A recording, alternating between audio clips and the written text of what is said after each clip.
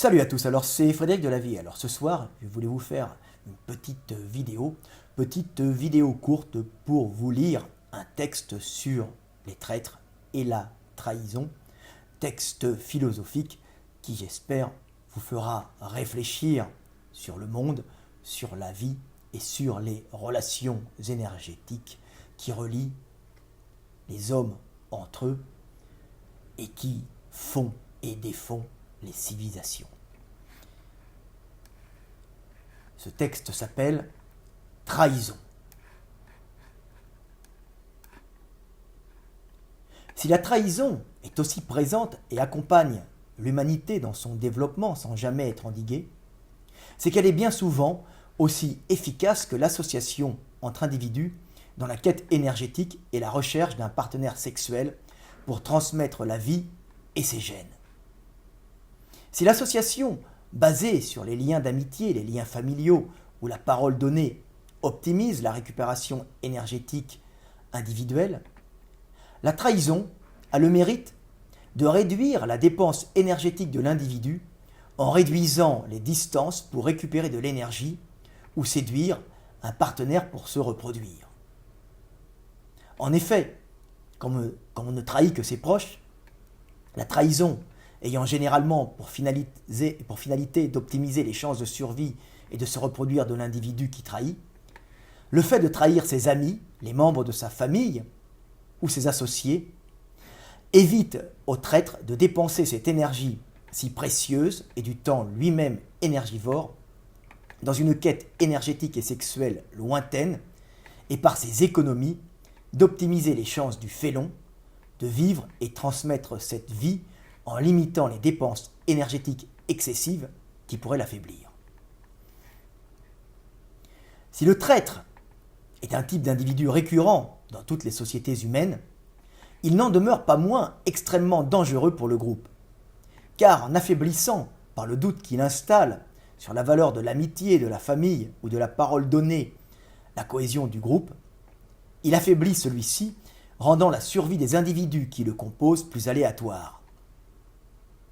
C'est ainsi que nos sociétés humaines ont créé cette morale et la loi en vue de réguler les actions prédatrices des hommes au sein de leur communauté, pour éviter qu'elles ne se désagrègent par l'affaiblissement des codes comportementaux qui sont la structure permettant au groupe de rester uni et à l'individu de survivre en son sein. Voilà, petite vidéo simple, petite vidéo philosophique pour vous faire comprendre que tout est énergie, tout est relation énergétique, et que si le traître existe, c'est tout simplement, et se maintient dans nos sociétés humaines, c'est tout simplement que la traîtrise optimise, en fin de compte, dans un premier temps, les chances de survie de l'individu en évitant une quête énergétique longue, une quête énergétique difficile en allant chercher dans le vaste monde l'énergie, et qu'il est bien plus facile de trahir ses proches, sa famille, ses amis, ses associés. La trahison est ainsi commune à toutes les cultures, à toutes nos sociétés, car elle est dans un premier temps pour l'individu qui trahit, pour le félon, un moyen efficace de récupérer rapidement de l'énergie, mais dans un second temps, elle entraîne,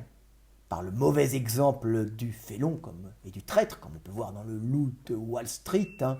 qui est pris en exemple par de nombreuses personnes qui aimeraient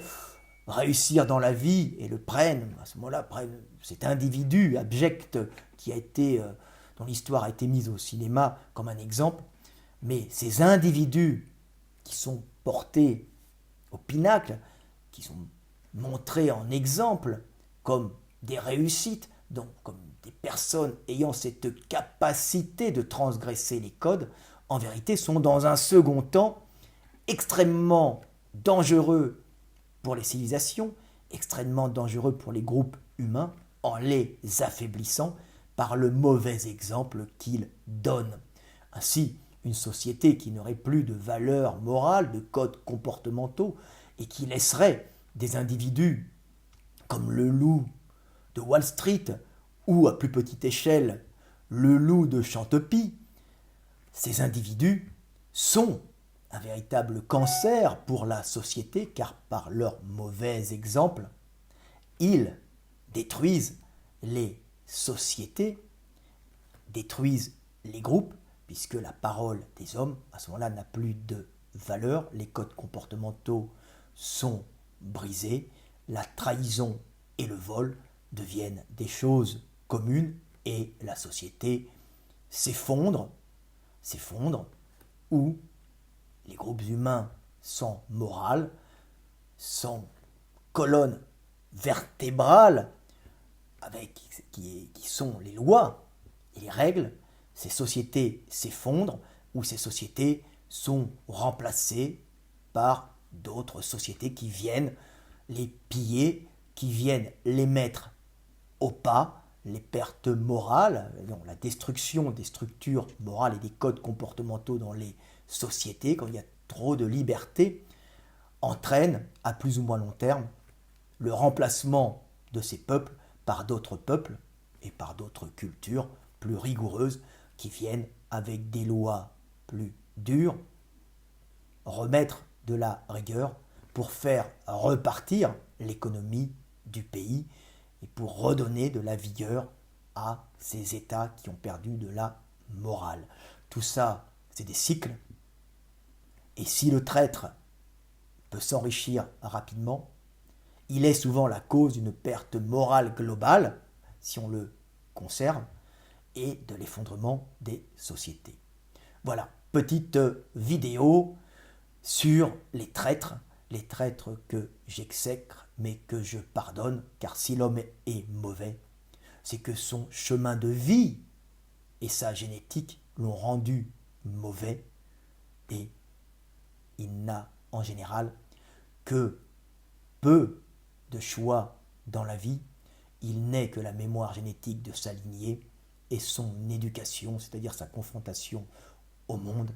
qu'il maîtrise rarement. La seule façon de maîtriser le monde et de devenir moral, de devenir un exemple, de comprendre que la structure de notre société, de notre communauté, doit se maintenir par l'exemple, donc passe par la conscience du fait que nous devons être exemplaires, non pas pour notre orgueil personnel, mais pour que notre société puisse perdurer et qu'ainsi les hommes puissent vivre en harmonie et que l'esprit du monde ou de Dieu puisse perdurer heureux en nous. Pardonnons aux traîtres, mais éliminons-les. Ils sont le cancer de notre société. C'était Fred Delavier, à bientôt.